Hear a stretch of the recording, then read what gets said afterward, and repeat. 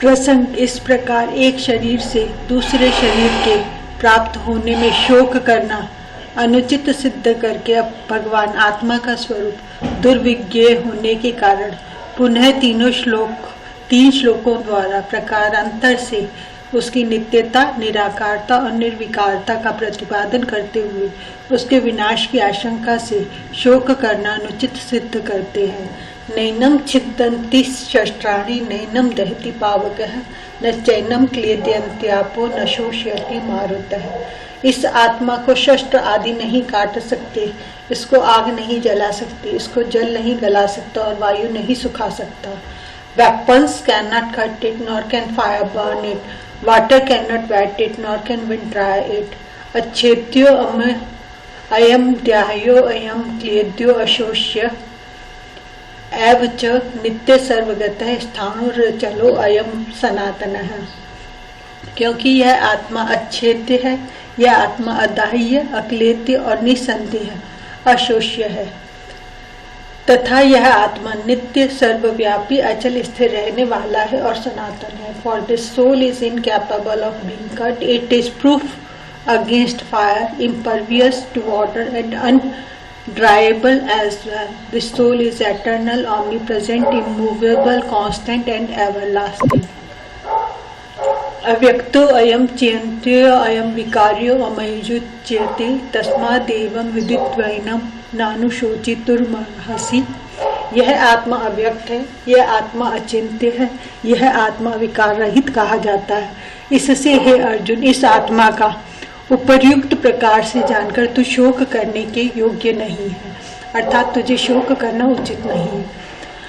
This soul is unmanifest, it is unthinkable, and it is spoken of as immutable. Therefore, knowing this as such, you should not grieve. प्रसंग उपर्युक्त श्लोक में भगवान ने आत्मा को अजन्मा और अविनाशी बताकर उसके लिए शोक करना अनुचित सिद्ध किया। अब दो श्लोकों द्वारा आत्मा को औपचारिक रूप से जन्मने मरने वाला मानने पर भी उसके लिए शोक करना अनुचित है, ऐसा सिद्ध करते हैं। अथ चैनम नित्य जातम नित्यम व मन्यसे मृतम तथापि त्वं महाबाहो नैवं शोचितुर्मर्हसि। किंतु यदि तू इस आत्मा को सदा जन्मने वाला तथा सदा मरने वाला मानता हो तो भी हे महाबाहो, तो इस प्रकार शोक करने को योग्य नहीं है। And Arjun, if you should suppose this soul to be subject to constant birth and death, even then you should not give like this. जातस्य ही ध्रुवो मृत्युर् ध्रुवम जन्म मृतस्य च तस्मात् परिहार्य अर्थे न त्वं शोचितुर्मर्हसि। क्योंकि इस मान्यता के अनुसार जन्मे हुए की मृत्यु निश्चित है और मरे हुए का जन्म निश्चित है, इससे भी इस बिना उपाय वाले विषय में तू शोक करने के योग्य नहीं है। For in that case, death is certain for the born and rebirth is inevitable for the dead. You should not therefore grieve over the inevitable.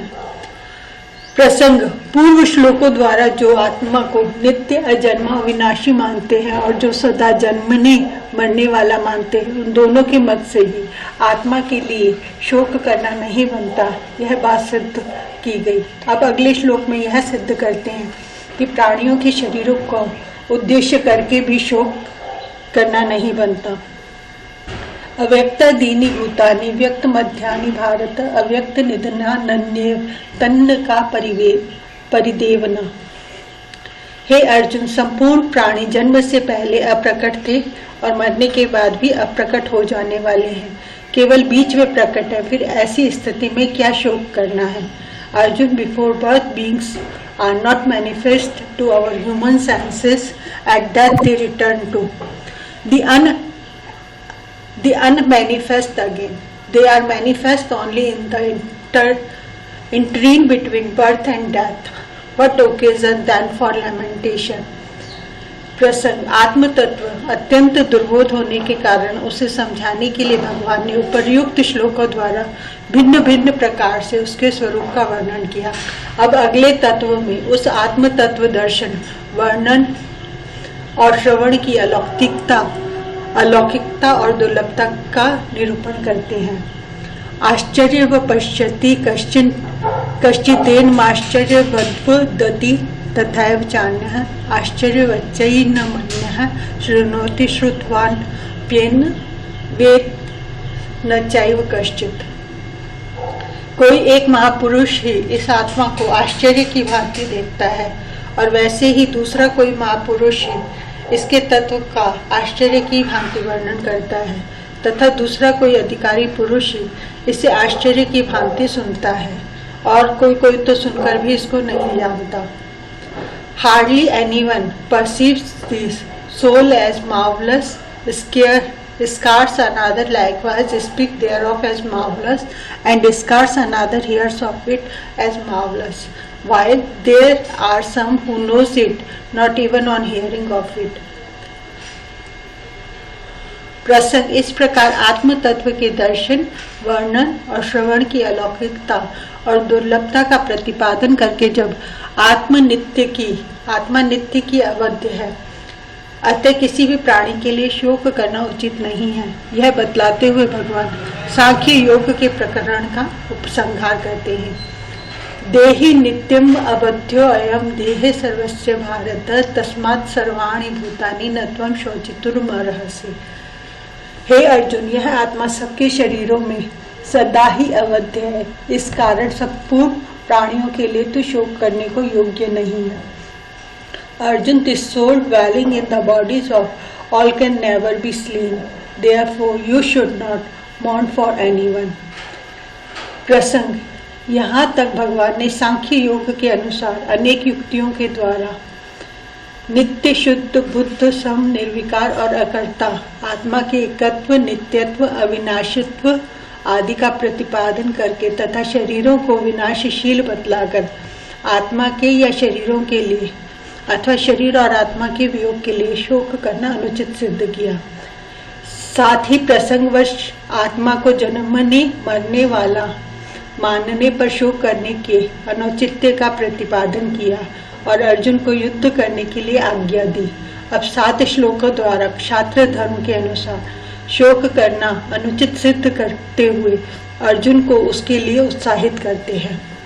स्वधर्ममपि चावेक्ष न विकम्पितुर्महर्षि धर्म्यार्थी युद्धाश्रयोन्यत्य क्षत्रियस्य न विद्यते।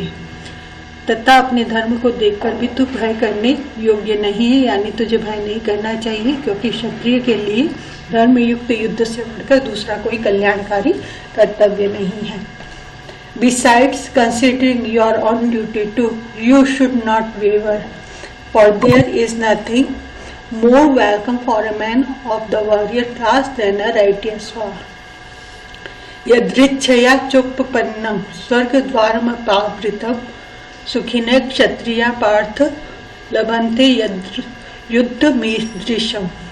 हे पार्थ, अपने आप प्राप्त हुए और खुले हुए स्वर्ग के द्वार रूप इस प्रकार के युद्ध को भाग्यवान क्षत्रिय लोग ही पाते हैं। Arjun, happy are the Kshatriya who get such an unsolicited opportunity for war which opens the door to haven.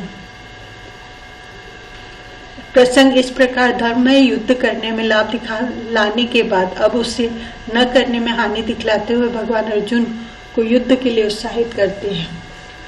अथ चेत्त्वमिमं धर्म्यं संग्रामं न करिष्यसि ततः स्वधर्मं कीर्ति च हित्वा पापम वापस्यसि।